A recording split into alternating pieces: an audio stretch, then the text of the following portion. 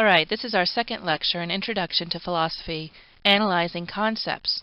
We're beginning with a section in logic, and it makes sense at this point to talk about how we go about giving definitions or analyzing concepts, since analyzing concepts is the central methodology in doing philosophy.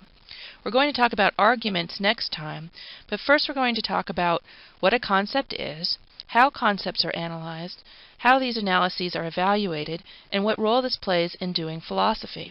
We're concerned right now with the methodology of philosophy. And remember, philosophers are seeking understanding, and what we understand are not facts, but ideas. Idea and concept are synonyms. They mean the same thing. So what philosophers are after is grasping or understanding concepts. So we need to know what a concept is. The reading that relates to this lecture is Earle's Classical Conceptual Analysis, which is available online through Blackboard. As I said, philosophers are seeking wisdom and understanding, and the sorts of things that we come to understand are ideas or concepts.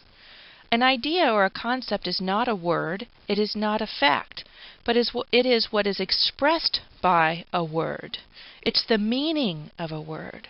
So for example, if we want to ask the question, what is a mind, or what is knowledge, and these are both philosophical questions, we're asking, what does it mean to say that someone has a mind? That is, what would have to be true in order for it to be true that someone has a mind? Similarly, when we ask, what is knowledge possible, we need to know what conditions would have to be satisfied in order for it to be true that someone knows something. What do we mean when we say that Renee knows it's snowing outside?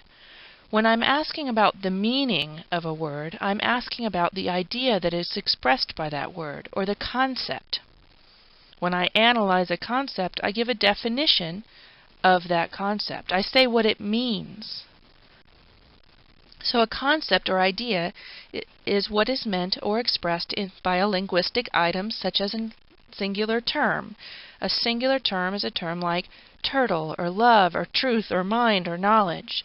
Adjectives express concepts: tall, hairy, green. We could ask, what does it mean to say that something is tall, or that it's hairy, or that it's green? A proposition, on the other hand, is what is expressed by a complete declarative sentence. A declarative sentence is something like this: the turtle is green. Renee knows it's snowing outside. The cup is brown. Each of these is a declarative sentence. A proposition is the meaning of that sentence. So whereas a concept is the meaning of a word, a proposition is the meaning of a declarative statement or declarative sentence. A proposition, then, is in a sense made up of concepts. Many different individual words might express the same concept. Don't get confused. We're not defining particular words. We're defining what's meant by those words. So you could use a different word to express the very same concept. For example, each of the following words expresses the concept of love. That is, each of the following words means the same thing. Love, amore, liebe, amor, whatever that says in Greek, agape maybe, amore, and don't know what that is. Gotta love babblefish. Here's a bunch of different words that all mean the same thing. So whether you call it love or whether you call it schmlove, it doesn't matter, because I'm not going to be asking for the definition of the word. I'm asking for the meaning of the idea that is expressed by the word. Likewise, many different declarative sentences might express the same proposition. For example, each of the following sentences means the same thing. That is, each one expresses the very same proposition. I'm not going to bother trying to read more than one or two of these. The turtle is green. That's a declarative sentence. It's a statement. It has a truth value. It can be either true or false. That sentence. Now, the meaning of that sentence is a proposition. The next sentence, La tortuga es verde, is a different sentence. It's made up of different words, but it expresses the very same proposition. It means the same thing as the turtle is green. La tortuga es verde is another, I say that with a Spanish accent, although it's French, Here again we have a different sentence. Each of these are different sentences. They use different words, but they all mean the same thing. They express the very same proposition. Ultimately, philosophers are after grasping the truth, knowing whether or not it's true that God exists, that knowledge is possible, or that it's wrong to lie. Suppose we want to know if it's true that turtles are green. Okay, I understand this is not a philosophical question whether or not turtles are green, but we need to start somewhere. We need to know if the proposition, turtles are green, is true or false. First, we have to know what counts as being a turtle and what counts as being green. That is, we must first know what conditions must be met for it to be true that something, call it an X, let that be a variable, is a turtle. So what we need to do is define or give an analysis of the concept of being a turtle. We can't say whether or not X, some mysterious thing, is a turtle until we know what it means to be a turtle. What conditions would have to be satisfied in order to be a turtle? Okay, like I said, this is not a philosophical question, but you could very easily imagine a philosophical question calling for the same sort of analysis. Renee knows it's snowing outside. Is that true or is it false? Well, we have to know what it means to say that somebody knows something. What conditions must be satisfied in order for it to be true that Renee knows whatever. We're going to get to that actually later on in this course. So to analyze a concept is to say what conditions must be satisfied in order for that concept to be satisfied. To analyze a concept is simply to define it. And these definitions are given in very specific ways. They're given in terms of certain conditions that must be met in order for the concept to be satisfied. These are called necessary conditions. This set of conditions, of necessary conditions, when all grouped together, are going to constitute a sufficient condition for satisfaction of the concept. This will make more sense when we put it to work in an example. Suppose we want to know whether or not some thing is a square. One way to ask that question is whether or not the proposition x is a square is true, where x, let's say, refers to some particular thing. So I have x is a square in single quotations. That means that I'm referring to that proposition, not the sentence, but the meaning of that statement there. Now, in determining whether or not that proposition is true or not, whether or not x is a square is true, I have to know what it means to say that something is a square. So I'm going to analyze the concept of being a square by asking what conditions would have to be satisfied by x in order for it to be true that x is a square. Well, I can right off the bat think of one condition that must be satisfied for it to be true that x is a square. X must be four-sided. Now, is it the case that if x is four-sided, then x is a square? If so, then being four-sided is a necessary... I'm sorry, I got that wrong. Is it true that if x is a square, then x is four-sided? If x is a square, then x is four-sided. Can you imagine a square that's not four-sided? Now, you might think, oh, well, there's a carpenter square, the geeky person, I don't know, with the pocket protector, he's square. But that is a different understanding. I'm talking about the geometrical figure of a square. Is it true that if something is a square, then it's four-sided? Yes. So being four-sided then is a necessary condition for being a square. If it's not four-sided, it cannot be a square. Now the opposite doesn't hold true. Is it the case that if x is four-sided, then x is a square? Is every four-sided figure a square? No. So being four-sided is not a sufficient condition for being a square. Now I can illustrate that by thinking of a counterexample to this analysis. If my analysis of being a square was simply this, if x is a square, then x is four-sided, my analysis would be too broad, for it would include some non-squares. To prove that, I think of a thing that satisfies the condition of being four-sided and yet is not a square. So here's my candidate analysis, the definition that's on the table. Suppose I suggest to you that the proposition x is a square is true if and only if this one condition is satisfied.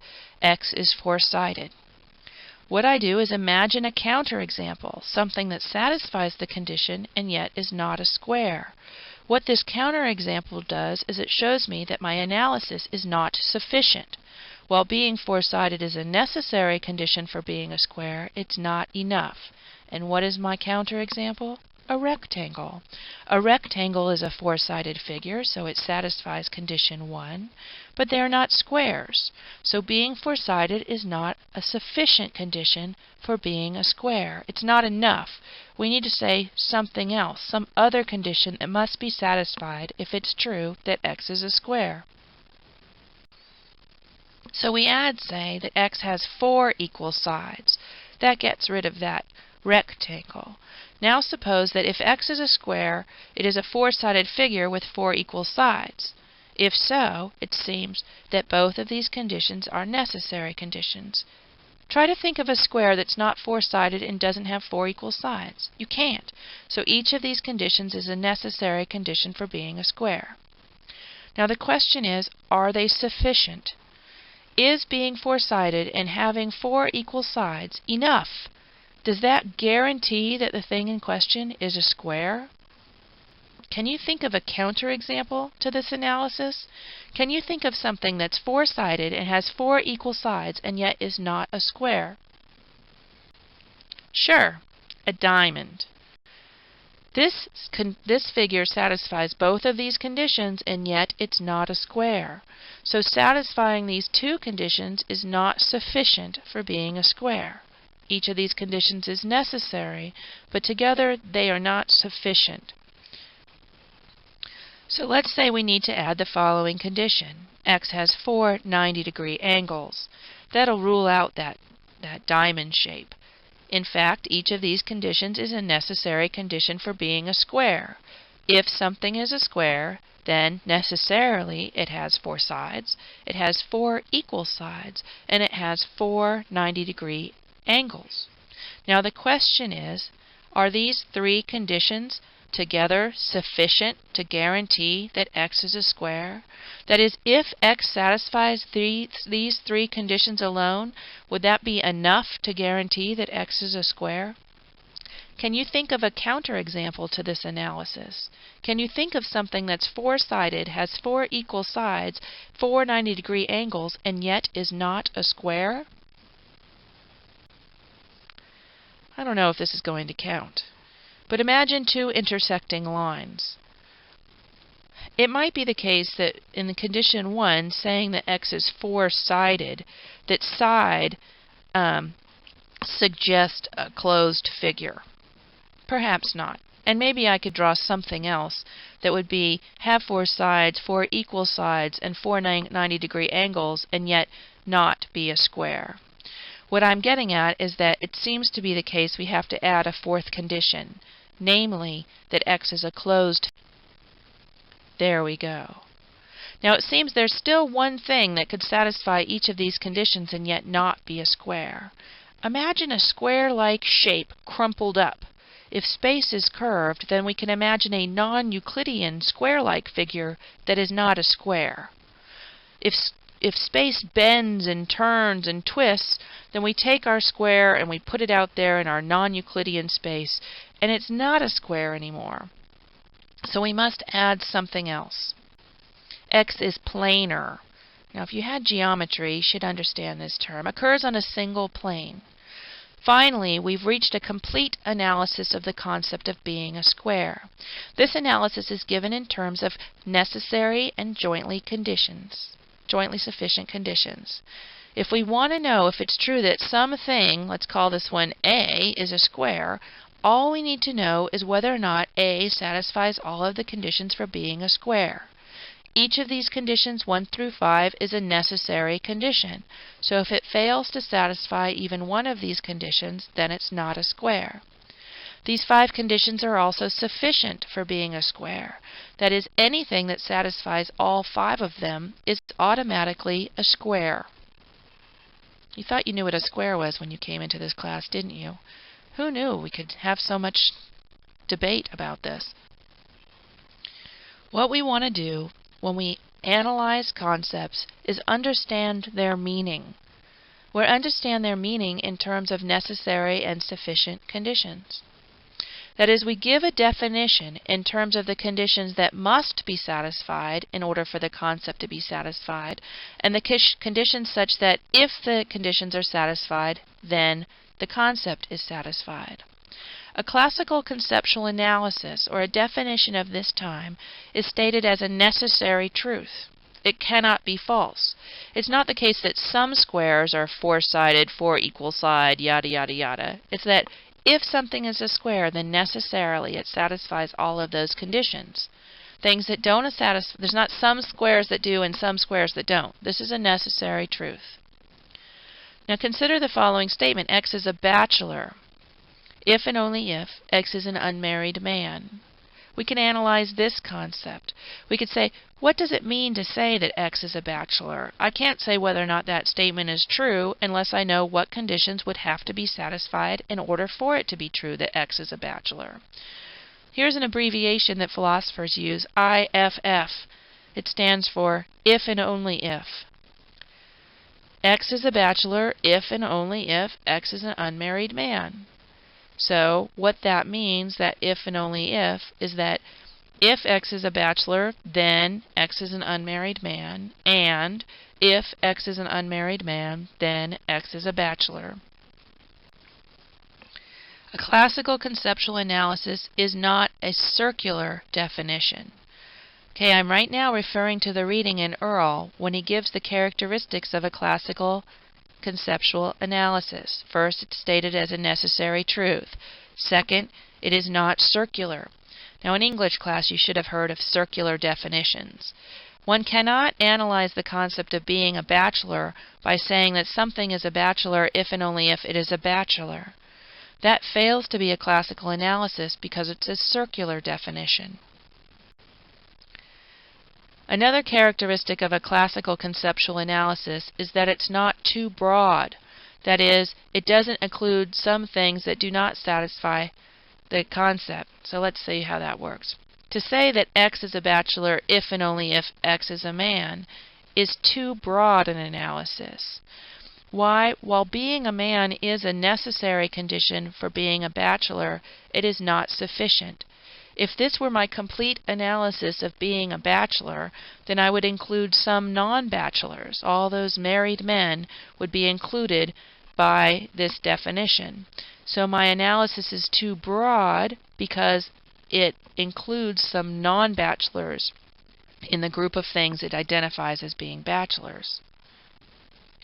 Likewise, a classical conceptual analysis cannot be too narrow. That is, it cannot exclude any of the things that do fall under the concept. So consider the following candidate analysis. X is a bachelor if and only if X is an unmarried man at least 30 years old. Well, being an unmarried man is a necessary condition for being a bachelor, but being at least 30 years old is too demanding. If I have that as my candidate analysis, then I'm leaving out all of those 20-year-old bachelors. So my set of things that's captured by this analysis is too narrow. It's leaving out all of those bachelors under 30 years old. So let's start to sum up. A concept or an idea is analyzed or defined in terms of necessary and jointly sufficient conditions. If you want to know whether or not some proposition is true, for example, the proposition that knowledge is possible, or that God exists, or the mind is distinct from the body, then you must know what the constituent concepts mean. Knowledge, possibility, mind, exists. What does it mean to say that something exists? What does it mean to say that something is possible? What does it mean to say that someone knows something? I must analyze these concepts before I can determine whether or not certain claims are true or false. Philosophers use conceptual analysis to get clear about the meanings of the terms we use every day.